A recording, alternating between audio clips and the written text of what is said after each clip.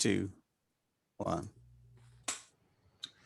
Good afternoon. This is Jim Eskin on behalf of Eskin Fundraising Training. It is my privilege and pleasure to welcome you to number 62 in our nonprofit empowerment webinar series. And I think you're really going to take away some stuff you want to put to work the next day. It's about donor decision making. And before we get any further, I'd like to introduce our partner since our very first webinar, John Largent, who's CEO of Game Day Media. John, could you explain how people can do one or two things? Type information in the chat space, but better yet, we would like to see them.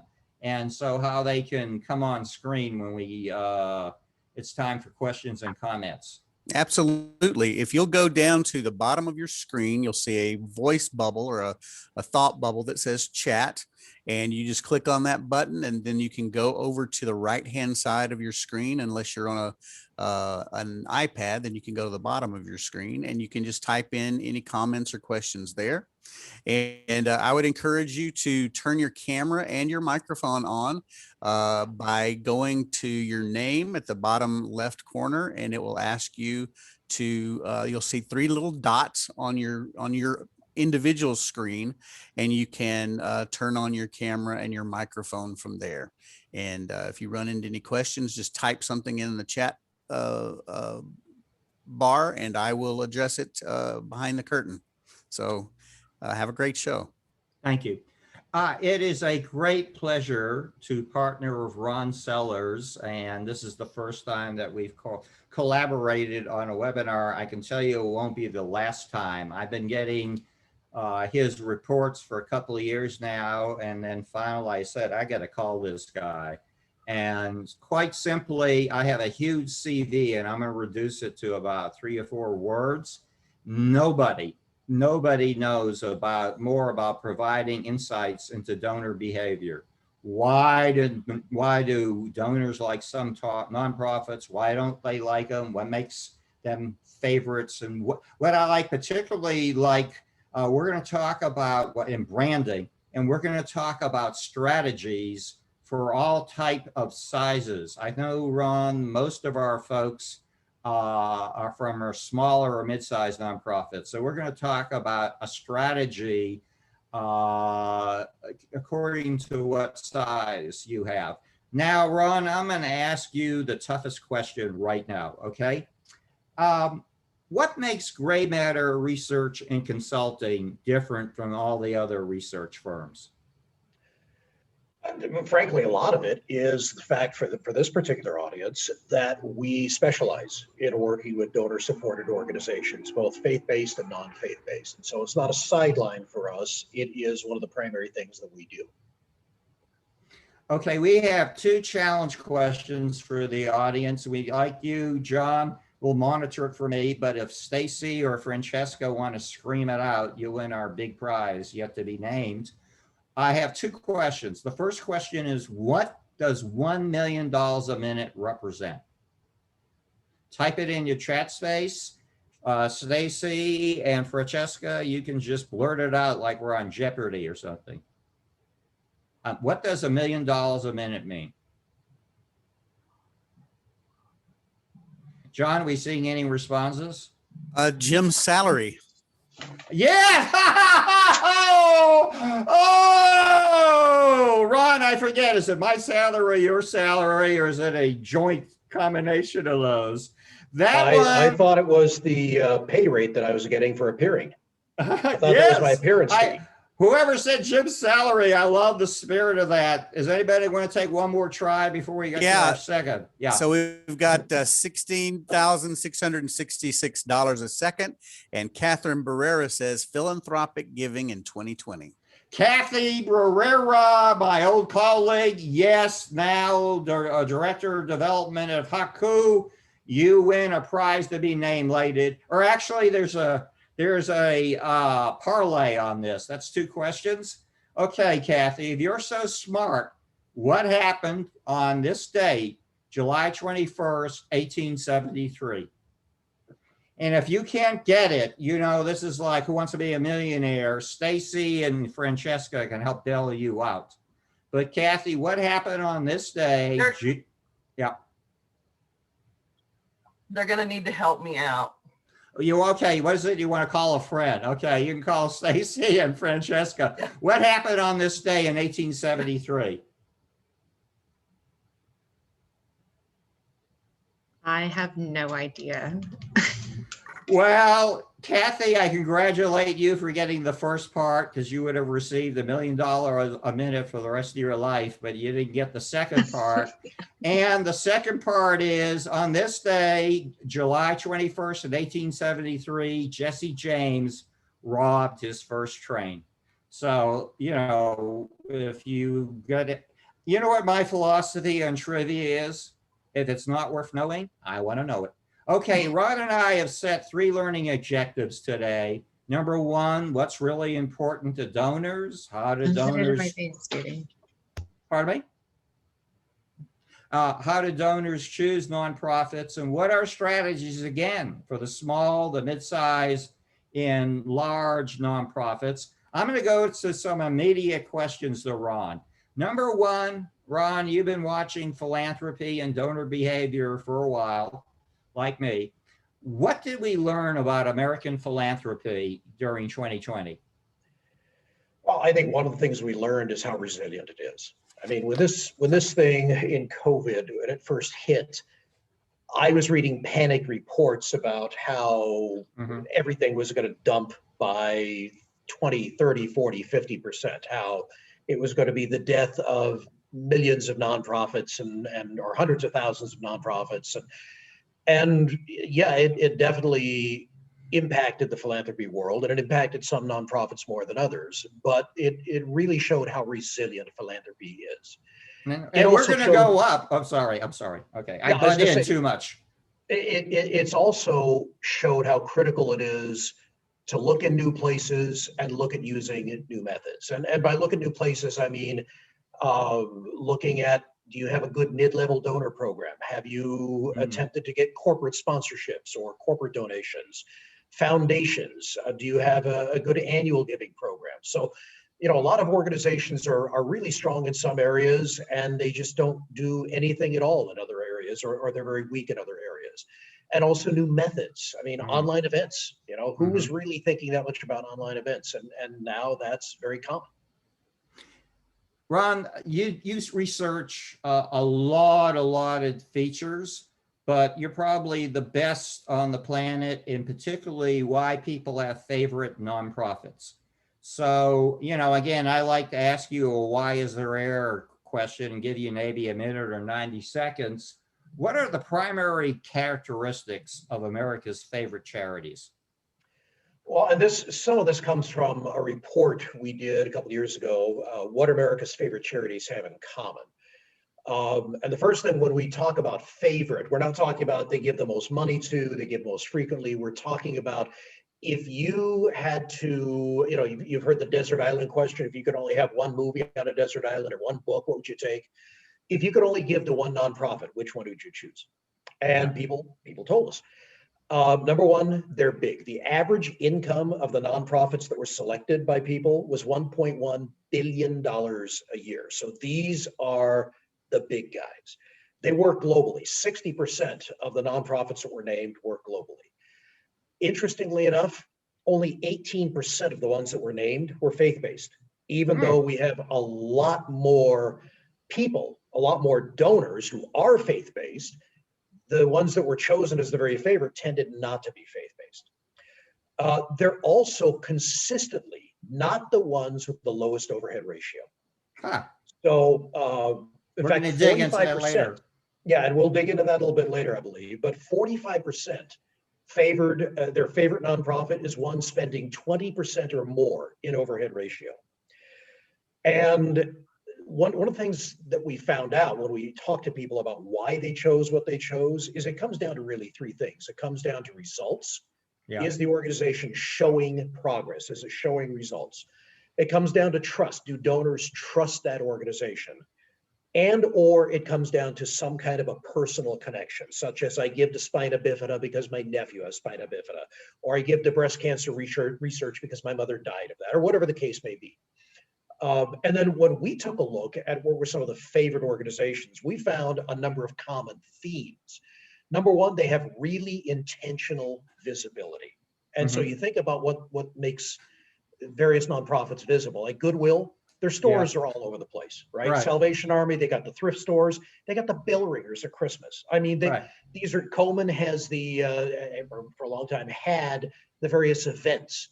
So they have intentional visibility. They also have a hook of some type that uniquely captures interest. And Salvation Army is a perfect example of that with those bell ringers. You don't see everybody else out there with bell ringers, right? That's theirs. And they manage to connect with people. And a lot of them that were favorites do that, even though they're gigantic organizations. They have local chapters, they have local thrift stores, they have local connections of some type.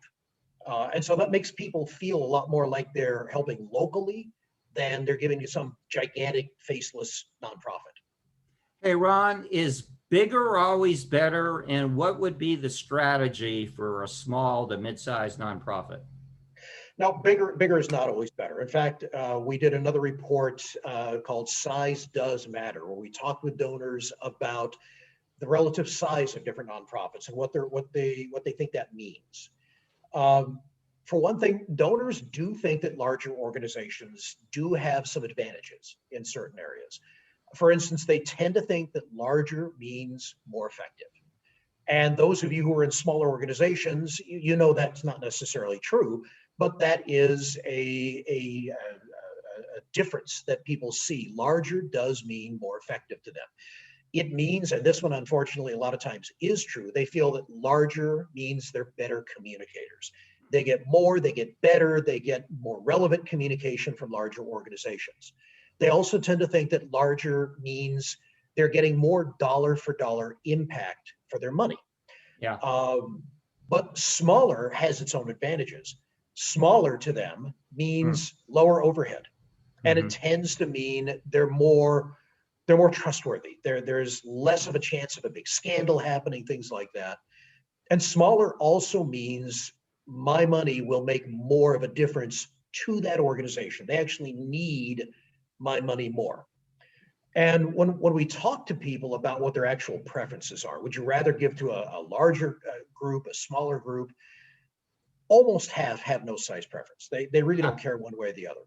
The rest are equally split between whatever they would define as larger and whatever they would define as smaller.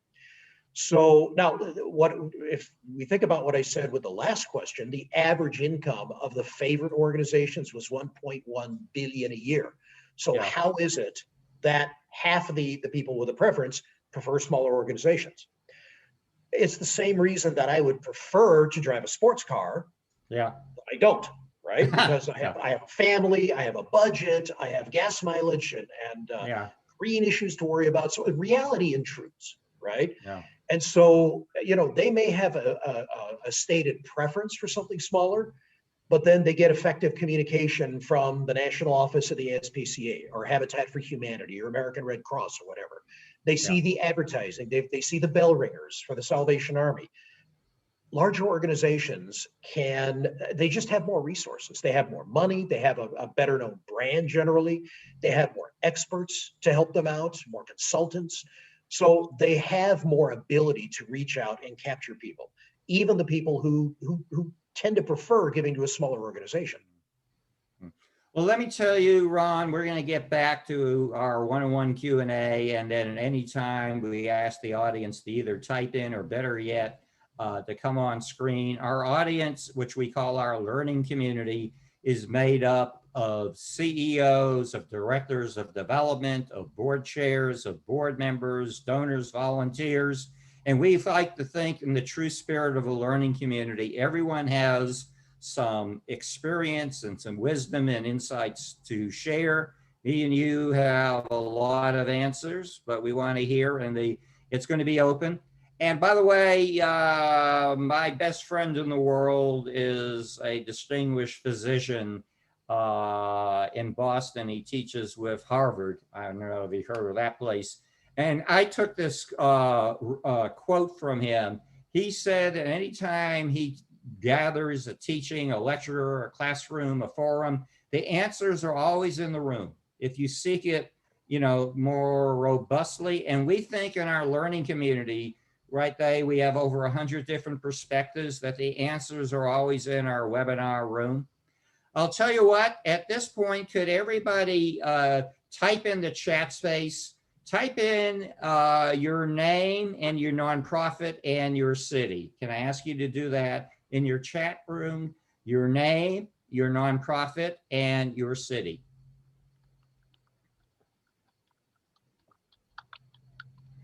John, are we getting responses?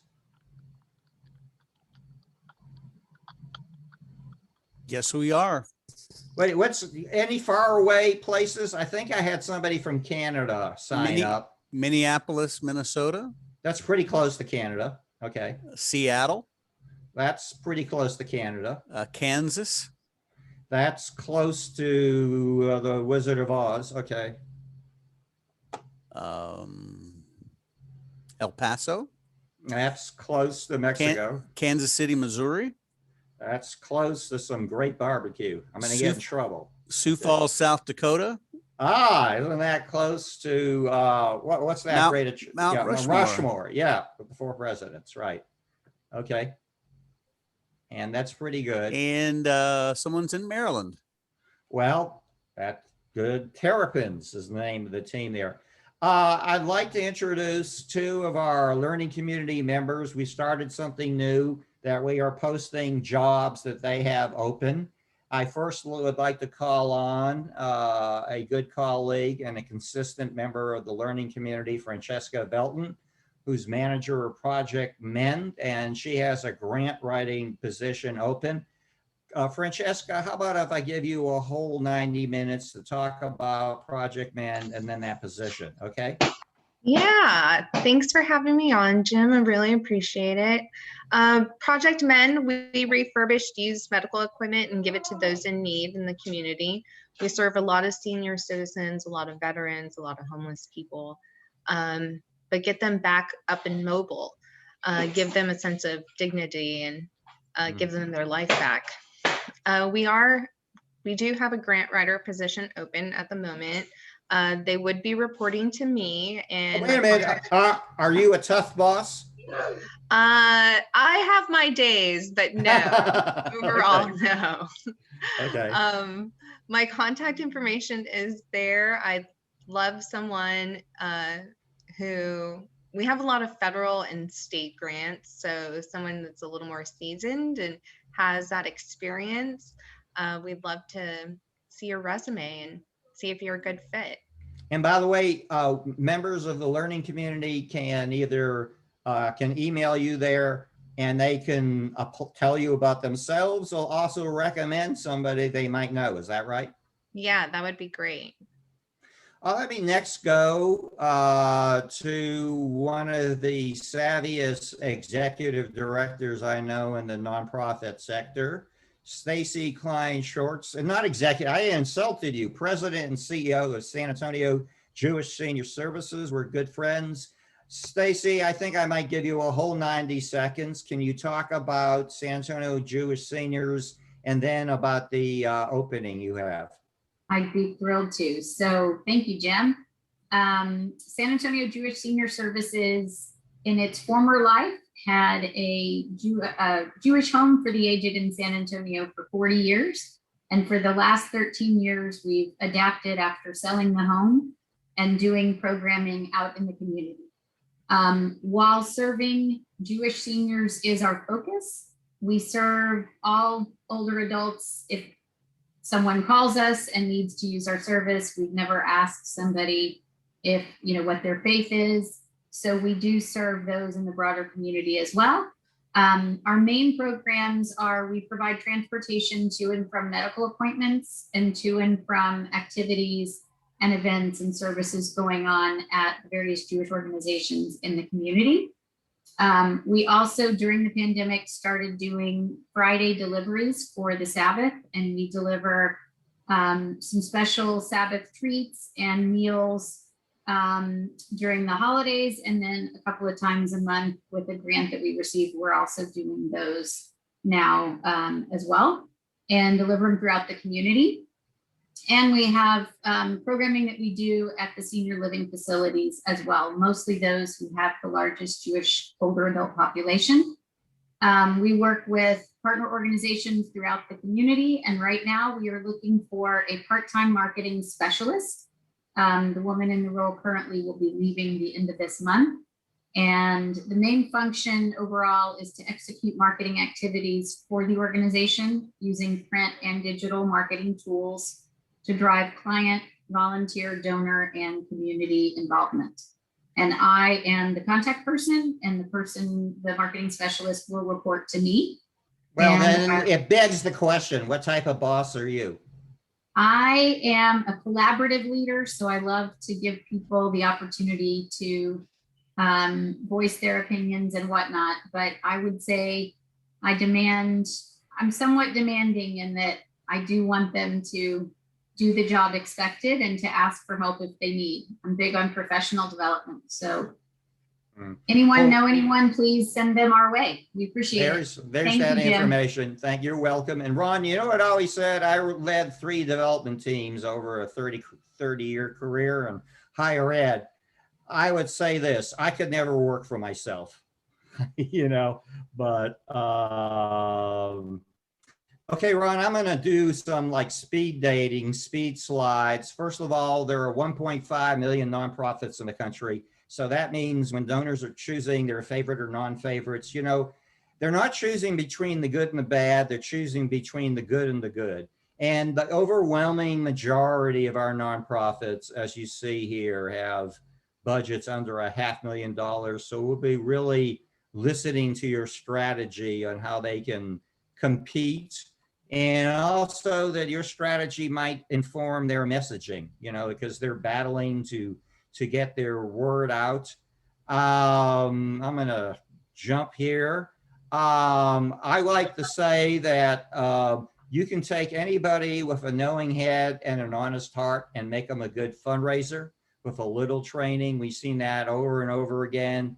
We like to say there are 4 succinct cycles and parts of the fundraising cycle, identifying who you're going to ask for support, preparing them for the solicitation by building awareness of involvement, and then the part that both Francesca and Stacy like to do is ask for the money. But then the important part is thanking them, because we're going to come back next year and we're going to ask them to give again and to consider increasing their gift. And this is to make that out. You know, I hear so many people say they were afraid to ask for a gift. Well, 90% of the process of getting a gift happens before or after you get the gift. And we're saying right now that you treat your donors like family. We'd like to say, by the way, we're going to send out the slides and the recording on to everybody who signed up. And also we're going to post it on Facebook and LinkedIn. If you're not on our newsletter list, which also gets you invited to our free webinars, you'll click there and that will lead you to the part where you can sign up. I'm really excited about this webinar, but we have 6 recipients of the amazing Scott Jewett's gifts on our show next Wednesday. And then like the dog days of August, we're going to take August off, but we're going to return with a bang with Laura Fredericks, the expert on the ask, on September 8th. On September 22nd, we're going to do something I've always wanted to do, and that's compare charitable political fundraising. We have 2 former members of Congress and fundraisers that have fundraised in both arenas, okay? So I'm just going to really skip. I want to hand it again. We're going to hear recipients of, you know, I think I saw it in the Chronicle of Philanthropy. They made gifts to close to 1,000 different nonprofits, and their money totaled $9 billion, and it was given unrestricted. And I always say that 1 unrestricted dollar is worth 2 restricted dollars.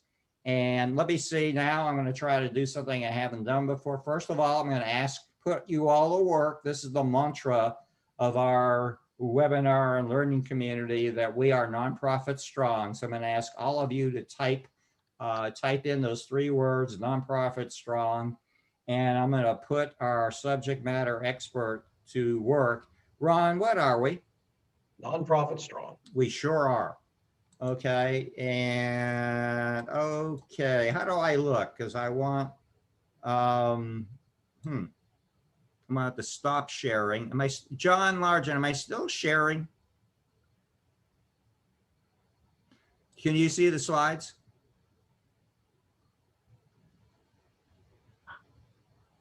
No, right now, Jim, we can see everyone who's on, but not That's the what I slide. want. That's what I want. We're not going to use slides.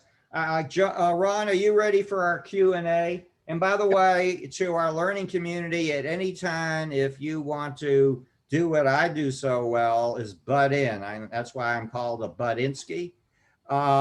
Just raise your hand, type it in the chat. Better yet, John, what was it? Raise your hand and we'll give you audio and video privileges. Well, it looks like you That's already got the video.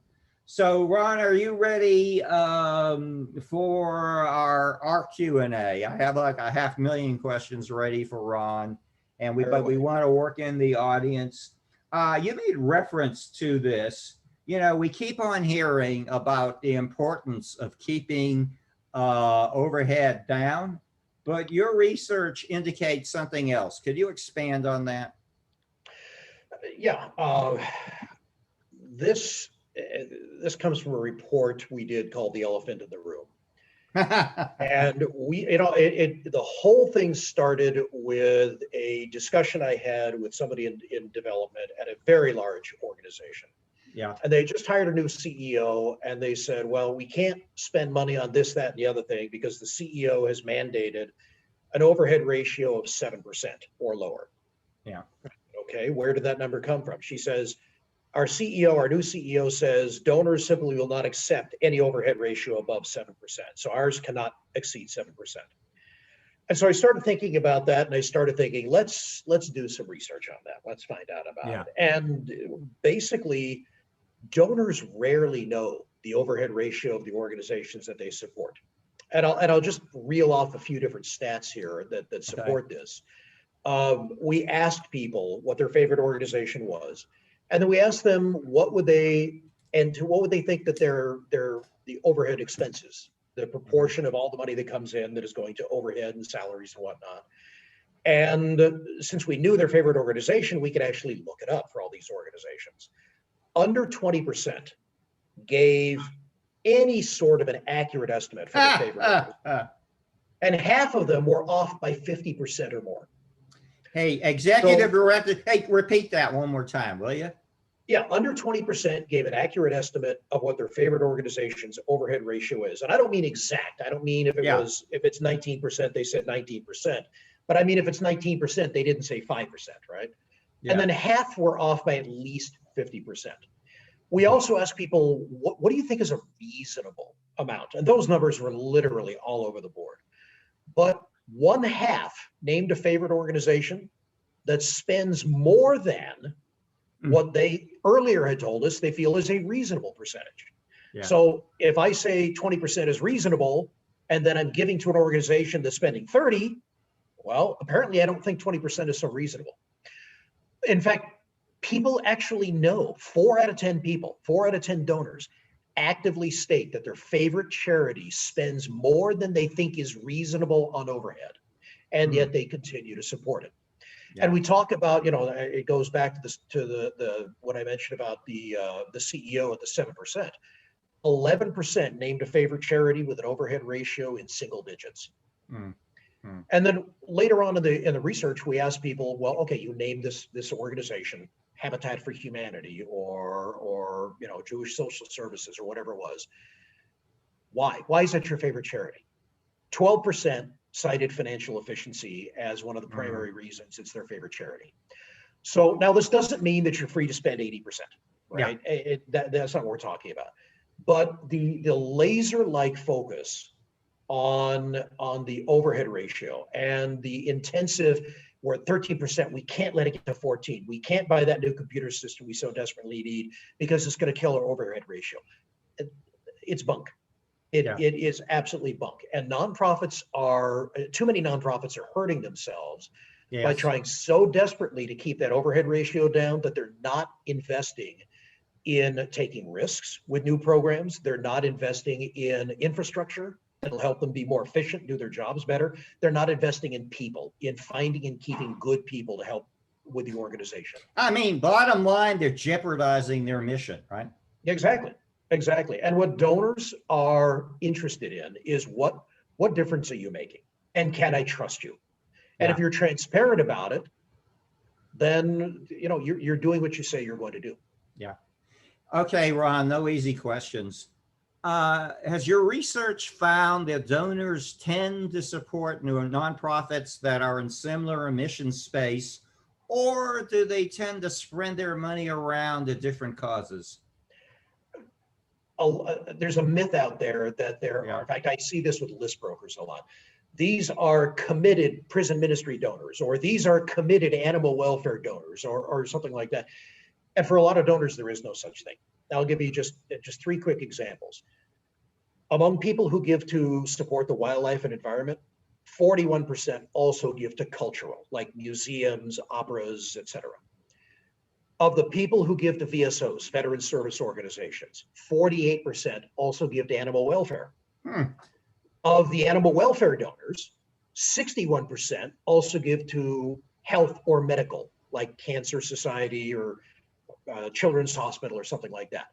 So here's another big myth, that religious people give to religious causes. Yeah. Right? If somebody's really religious, and you've got a secular organization, don't even bother approaching them because they're busy giving to all their religious causes, right? Among people who regularly attend worship services, only 21% prefer to support organizations that have their religious beliefs as a major part of almost everything they do. And only 30% prefer organizations with a religious background. So that leaves half of all worship goers who either ignore religion completely in their giving, whether an organization is faith-based or not, or they actually actively avoid giving to religious organizations for various reasons. Yeah. So donors are, just because a donor is actively giving to a veterans organization has nothing to do with whether or not, or has little to do with whether or not they will give to animal welfare or social services or anything like that. That's amazing. It's surprising. As a research expert, what type of research do you recommend that our nonprofit friends spend on or commit to on their donors and donor prospects? I think there are 2 basic types of research. One is sort of baseline, and the other is as special needs come up. And what are these? So baseline, it flabbergasts me how many nonprofits don't know the first thing about their donors. They don't know their demographics. They have no idea, other than scanning through names and seeing lots of names like Linda and Mary and Sophia and saying, oh, we have a lot of female donors. That's the extent of what a lot of organizations know about their donors. And I'm talking about stuff way, way, way, way, way beyond demographics. What are they like? What do they value? Yeah. Why have they supported you? How do they view you? How do they understand your brand? How do they understand your mission? Do they understand the great panoply of what you do? Or, like with American Red Cross, people think of disaster relief. Well, they also maintain more than half the nation's blood supply. They also do a lot with active military. They work with not just big disasters, but your house burns down, but the Red Cross may be there, right? So, but they're not known for that. So what are you known for? What is your brand known for? What is your brand personality? What drives your giving? And so a lot of nonprofits don't know anything about the why. They know some numbers, they know what's on their donor database, the average gift size, things like that. But they don't have that perspective and that understanding. And so that's the first thing, is really understanding who are your donors and who are your potential donors out there. And then as different information needs arise, then good research is simply answering critical questions. And So by the if way, you're- Ron, I'm butting in, but it's great if you have the resources to do a huge quantitative survey. But I've think there's merit even to small, what they call exit or focus groups, which can be in person or virtual? I mean, is it absolutely There are- necessary? Yeah. Well, you get different kinds of information from Yeah. qualitative research like focus groups versus quantitative projectable information.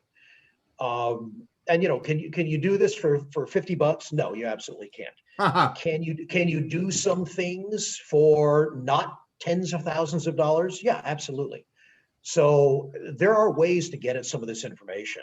But it does take some time, it does take some effort, it does take some money and resources. Yeah. Okay, let's take you to another fun question. Can you explain the difference between the donor's emotional and rational decision making? Rational is, I mean, it's very connected to the names. Rational is where they're taking in information. They're looking at the charity watchdog ratings. They're looking at your overhead ratio. They're looking at your definition of success, what you're trying to do, your definition of your goals.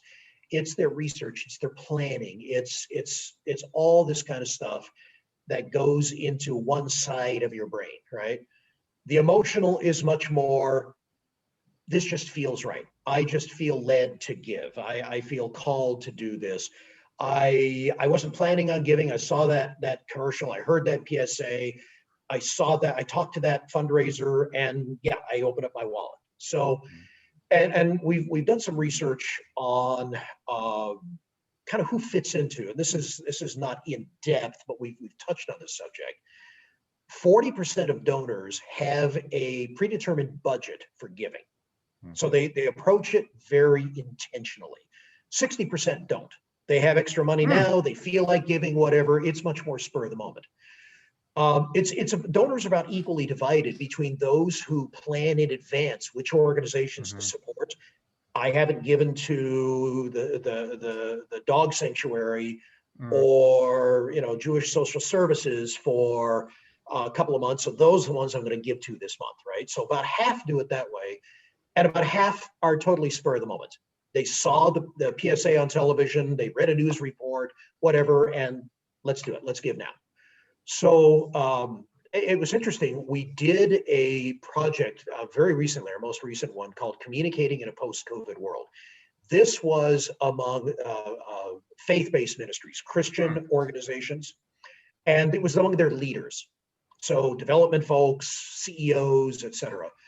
And we asked them, anywhere from 100% rational to 100% emotional, what is the ideal target, both when you're communicating about the need and communicating about results? And at least on the faith-based side of things, the ministry leaders said, on average, the ideal for them is 70% emotional, 30% irrational when communicating about the need, little more towards rational, 60-40, 60% emotional and 40% rational when communicating about the results. But at least in the Christian ministry world, it was fascinating how many leaders are pushing more towards the emotional communication than they are the rational communication. Yeah.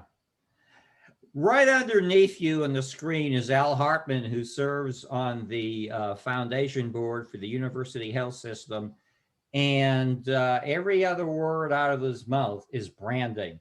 And you've written a lot, Ron, about brand and branding. And you make the contention that they're often misunderstood by nonprofits. So what really is brand and branding, and what difference do they make in the nonprofit sector?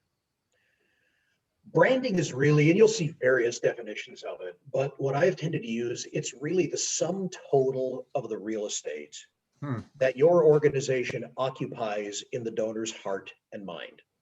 And that means it's a lot more than the name, the tagline, the logo.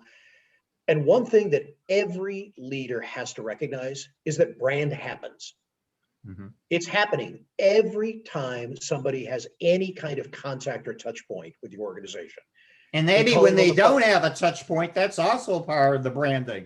And when I say touch point, I'm not necessarily talking about directly with you. It's when somebody talks to them about your organization, when they see your refrigerator magnet on a friend's refrigerator. It's when they get an email from you. It's anything like that. The only question is whether you're guiding that brand and helping it happen in a coherent, strategic manner, or whether it's happening haphazardly. And I'll give you just a quick example. We worked for years with a branding agency that their whole brand was about energy. About, I mean, think of mountain climbers and jet fighters and things like that. I mean, it was all energy and adrenaline and thing. And then when you would call their main line, they had, like many organizations do, they had a recorded switchboard. And it was this mousy little voice that said, thank you for calling our company. If you know your party's extension, and I'm thinking to myself, the first time I get this, I'm a client that wants a shot of energy for my brand. Yeah. And I'm getting somebody answering the phone like this, right? That's an example of how the brand can be undermined by something very, very simple. In a survey I mentioned about Christian leaders, we asked them, what is it that makes your brand unique? And one of the fascinating things was how many people gave us stuff that is not remotely unique. They actually just described their mission, right? I'll read you a very quick selection of some of what, and some people told us things they thought were unique, but tell me if you think these are unique. And this is really what a brand is all about. We genuinely care for all of our constituents. The capacity of our national leaders is extraordinary. We clearly state what we offer and how we make lives better. We're doing just what we say we do. So, I mean, these are all what makes their brand unique, none of which is remotely related to brand, right? So a brand is all about, you know, when you think of Nike, what do you think about? You Just know, do it. Just do it. Just do it. And what does that mean? What does that mean? Go out there and no run. Excuses. It means no excuses. Get off your lazy tail and make it happen, right? And we'll be there to partner with you and help you make it happen. But if you're serious about doing something, just do it. Just do it with Nike. So that's the real estate that they own. They own that brand, and they're not scattershot all over the place, which a lot of nonprofits are. So your brand is happening every single day with every single donor that has any kind of contact with you. It's just a question of whether you want it to happen under your guidance or just let it occur. Right. Hey, listen, I have plenty of more questions, but I'd like to get some participation from the learning community. I see some faces familiar from before, and I see some new faces. Does anybody have let me tell you, Ron and I have a deal. If you ask a tough question, he gets it. If you ask a very simple question, like what happened this day in 1873, I'll answer it. So I know I see some familiar faces. I see some new faces. Welcome to our learning community. John will give you audio and video privileges. Who would like to ask the first question? Al Hartman, you're on. Thank you. Can you hear me?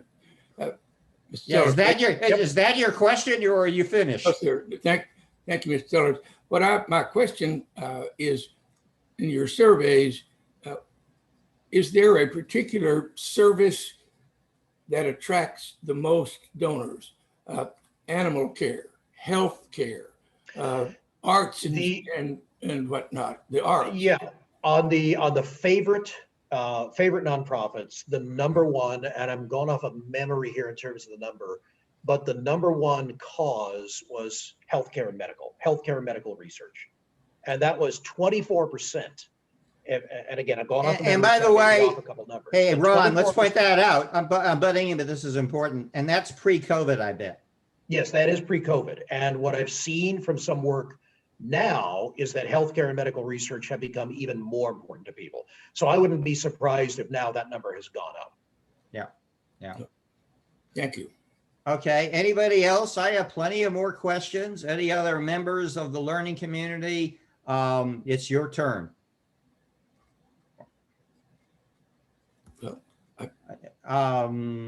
Is that Al Hartman again? Yes. Okay. That means you bring 2 chocolate chip cookies. Okay, but go ahead. Very quickly, Mr. Sellers, is there the the surveys you've done, the information you've put together, is it available? Are there papers you have done, or have you put your? Yes, we have. Yeah, we haven't published books, but we have quite a number of white papers, some on faith-based issues, some on donors, and so like what I've quoted here. All of that is available.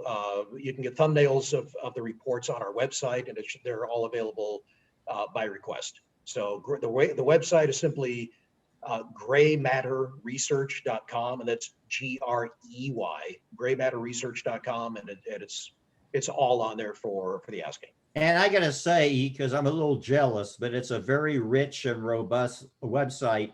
And if you don't have to worry about confusing with something else, but if you type in GREY, research is about the only thing that's going to come up. Ron, let's go to the issue of donor loyalty. You hear about the challenge of retention, and you hear about, I think it's under 50% what retention is.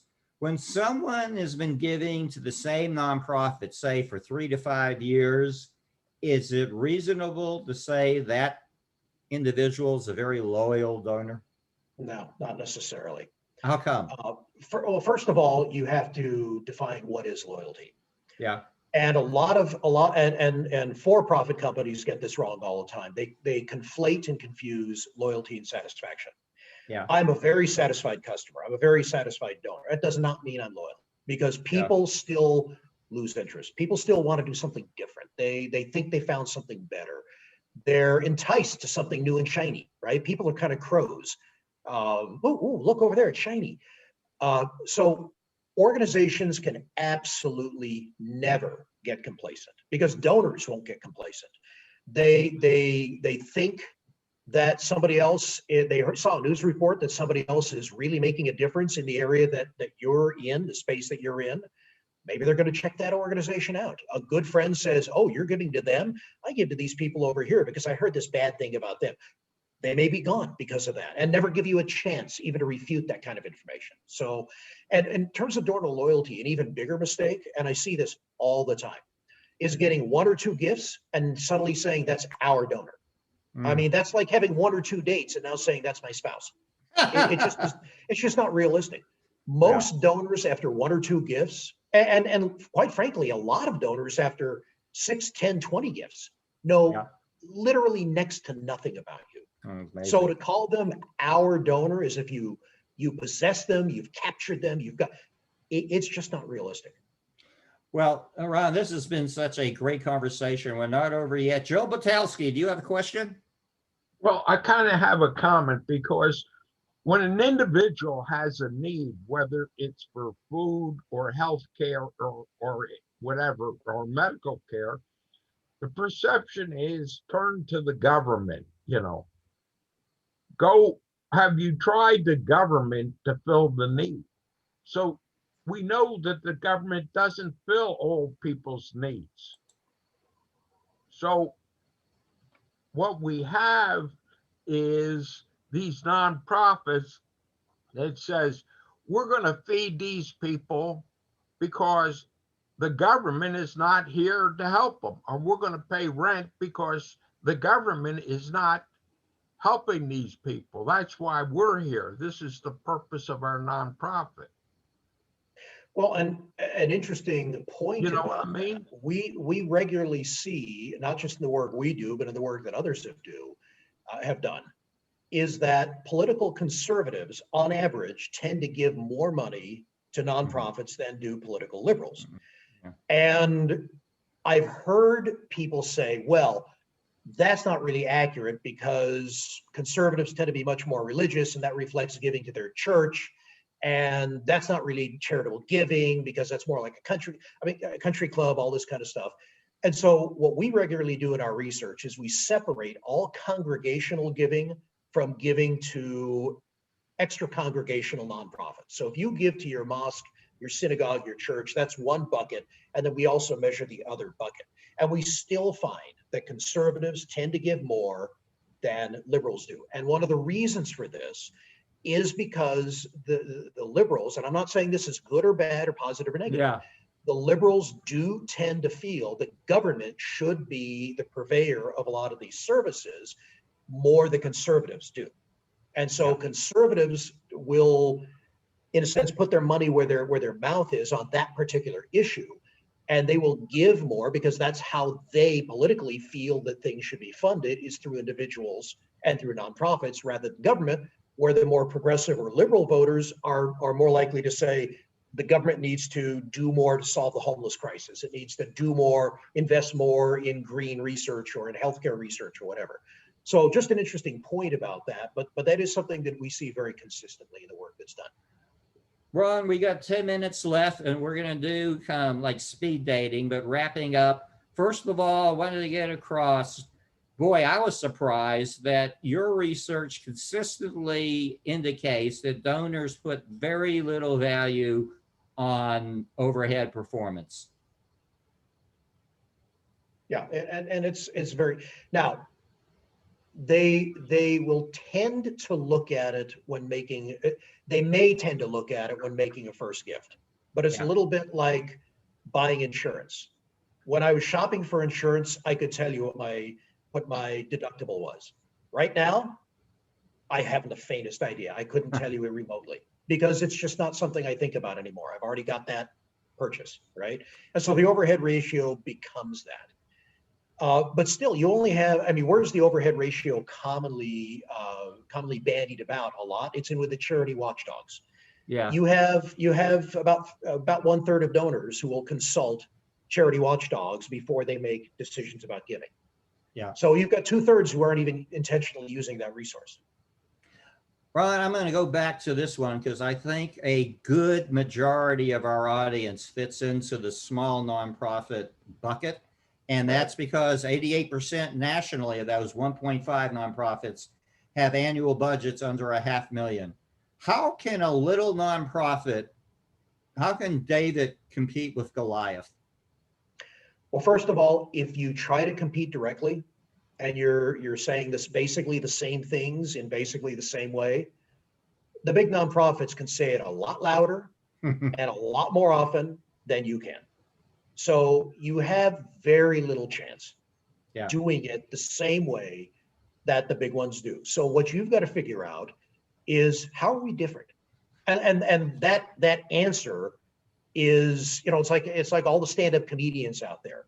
How are some of them different that they make it when you've got hundreds, tens of thousands more who are trying to make it and they get nowhere?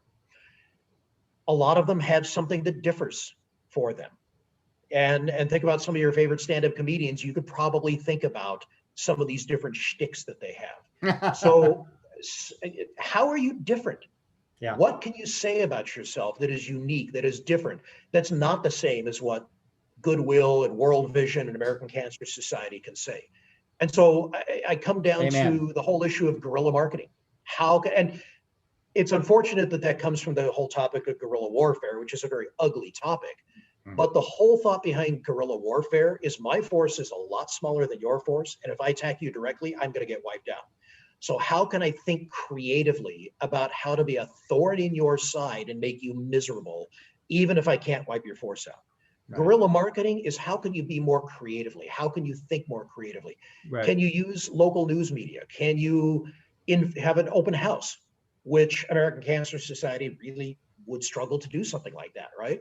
Do you have more volunteer opportunities that you can invite people in and get them hooked on the organization and trust in the organization that way? Can you partner with a local celebrity, like a local radio personality or a local newscaster that's not going to be, the star NFL quarterback that would cost you ridiculous amounts of money? Somebody who might be willing to volunteer their time because they're interested in what you do.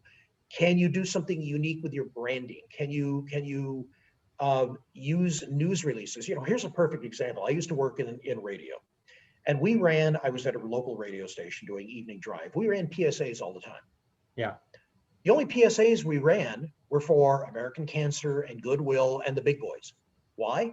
Because none of the local organizations ever provided us with a PSA during that time. And if they had provided that, they probably would have been run, right? We far rather would Yeah. have run the PSA for the local rescue mission because it's a local community-oriented radio station than for American Cancer Society. But, and had somebody contacted us, we would have brought them in, helped them write it, and helped them voice it or voiced it professionally. Wow. Wow. We would have done that because we were very community-oriented. Nobody ever approached us. What a Wow. missed opportunity. Yeah, what a miss. Hey, we're in our, did you hear that, Al Hartman? We're in the 5-minute drill here. How people pick their favorite nonprofits. I think you referenced this data before. Can you do a quick repeat of the forces behind favorite nonprofits? In terms, and I won't repeat what we talked about in terms of what they have in common, but it's results, it's trust, and it's personal connection. And one of the things that I can tell you for smaller organizations, you may not have the results, the scope of a Compassion International or a Children International or whomever, but you have the stories. You absolutely have the stories if you mine those and if you go after them and if you tell those stories. And you can build the trust because you're part of the community. Being smaller and being part of the community, you have an automatic step up already over the big organizations, which a lot of people are naturally assuming are spending a ton of money on fundraising and they're paying their CEO $1 million and things like that. And you have much more ability to have a personal connection. One other thing that I'll note when we talked about the size of organizations, the more people gave, the higher the amount of money they were giving on an annual basis, the more interested and the more advantages they saw in giving to a smaller organization. Yeah. So one of the questions that I have for your smaller organizations out there is, what kind of a mid-level donor program do you have and are you developing? Because yes, all of those $50 a year donors are really important and they may develop into somebody more. But all you need is one $5,000 a year donor to make up for a whole lot of $50 a year donors. Right. So if the larger givers, and I'm not talking about the million a year, but if the larger givers are already naturally predisposed to the smaller organizations, again, take advantage of that. Take advantage of that and think about what you can do to develop that mid-level giving program. I'm going to take advantage of you. First, is there any last question from our audience? And I'm going to have a surprise question for Ron. But I'll tell you what, I'll put it out here. Ron, you actually have been ahead of all of us, and you've been doing virtual communication for a while. Do you have any suggestions on the biggest challenge we face right now is computer screen fatigue? Oh my word, that's not something that I expected to talk about here. For me, one of the big things is don't hold an online meeting unless you really need an online meeting. I'm constantly amazed in the business world, including nonprofits, how many times somebody asks for a Zoom meeting or a Google Hangouts or GoToMeeting or whatever, and there's nothing on screen. There's no reason we need to see each other. It could have been handled by phone. Yeah. And if you're handling things by phone, and if you handled by phone, you probably didn't even need to schedule the meeting. Pick up the phone and call instead of scheduling a Zoom meeting. And, you know, I've read that research shows that 2 minutes of Zoom is as taxing and exhausting as 1 minute of live person. I think we're forgetting that because it's totally intense. You know, there are no interruptions. You're looking at yourself that you never do when it's live. Ron, we like to add, in my little business, we give you a money back guarantee. The more you ask, the more you're going to get.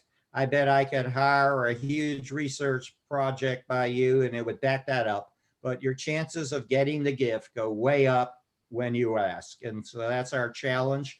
Ron Sellers, president of Gray Matter Research and Consulting. I went in and saying, I don't know anybody on the planet who can provide more informative and instructive insights on donor behavior than you. And now I'm firmly convinced. So much for being a wonderful subject matter expert. What we're going to do, we're going to post a very brief summary on LinkedIn and Facebook. We're going to do that right away. And then John Largent's going to do his match at spin cycle, and we're going to make the tape available to everybody who registered. And then we're also going to post it on LinkedIn and Facebook. So next week, we have 6 recipients of the Mackenzie Scott Dan Jewett grants. I'm really looking forward to it. And Ron Sellers, it has been a privilege to partner with you. And I better warn you, when someone is a star like you, we ask you back. So we're going to do this again. Thank you so much for I'll double making my it a rich hour. Okay. Okay. And remember, this is the day that Jesse James robbed his first train, you know. So everyone stay safe, and we'll see you next Wednesday for the special webinar on recipients of the Mackenzie Scott Dan Jewett grants. Thank you to our learning community members, and please spread the word and come back next week, and we'll be posting the tape and replay. John, what did you say, in about 60 to 75 minutes? That's right. So Very soon. Okay. Hey, Ron, thank you very much. It was give me a virtual fist bump, can you? And Al, I'll see you soon. Joel, I'll see you soon too.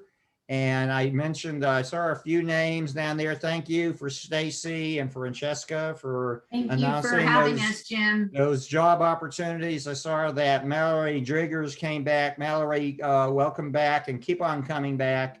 And everyone stay safe, and we'll see you next Wednesday.